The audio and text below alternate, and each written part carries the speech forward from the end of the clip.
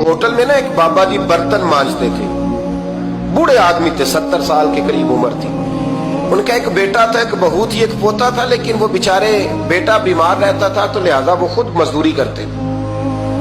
कहती है एक दिन वो बाबा जी मेरे पास आए, कहने लगे मेम साहबा 2-4 दिन की छुट्टी चाहिए। तो मैंने कहा खैरियत है? कहने लगे मैडम मेरा बेटा फौत हो गया।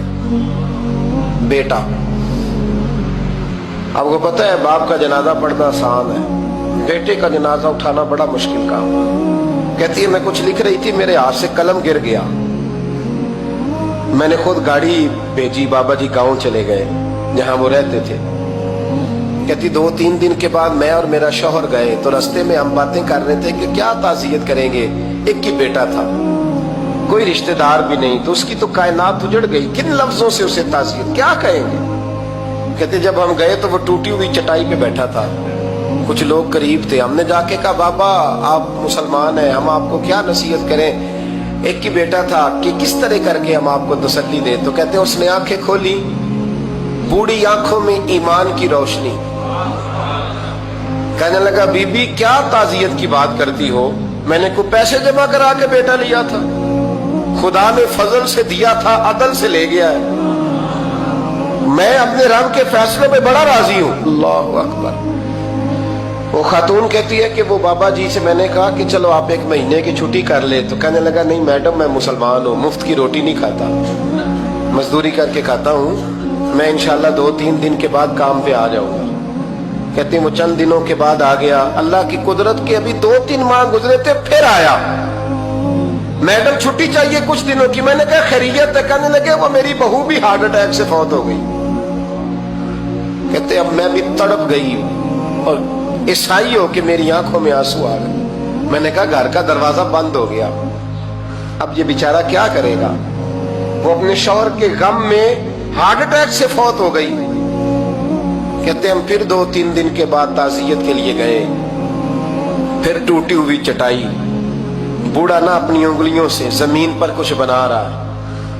कहते करीब गई और मैंने जाके कहा बाबा अब तो तसल्ली आपने खुद ही करनी है, जो निजाम था वो तो हो गया। तो कहते हैं फिर उसने आंखें खोली, आसमान की तरफ देखा तो कहने लगा बेटी कोई परेशानी नहीं, मेरा बेटा बगैर शादी के भी तो फौत हो ही सकता था ना, बस मेरे मालिक ने जब चाहा जैसे चाह हुआ, मैं इंशाल्लाह 2-4 दिन के बाद काम पे आऊंगा। ये मेरा 3-4-5 साल का पोता है, अभी स्कूल दाखिल हुआ है, मैं साथ ले आऊंगा, वहां मेरे साथ ऊपर क्वार्टर में जहां मैं रहता हूं ये भी रहेगा।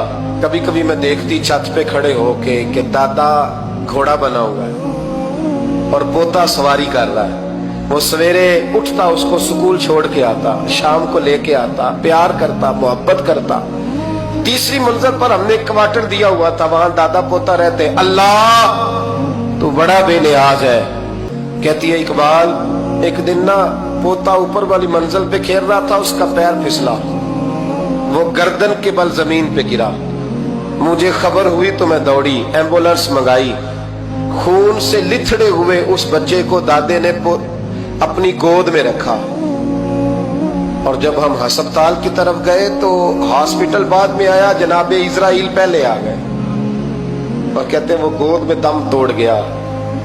फिर दादे ने उसे अपने हाथों से गुस्ल दिया, फिर उसने अपने बूढ़े हाथों से कब्र खोदी और फिर मिट्टी डाल के कहने लगा इन्ना लिल्लाहि व इन्ना इलैहि राजिऊन, जे सोना ही मेरे दुख विच राजी, जे सोना ही मेरे दुख विच राजी। फिर सुख नु चुल्ले डावा।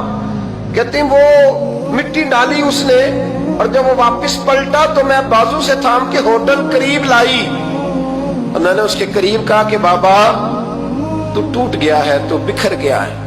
तो कहते यूं उसने हाथ रखे और यूं आंसू छटक दिए।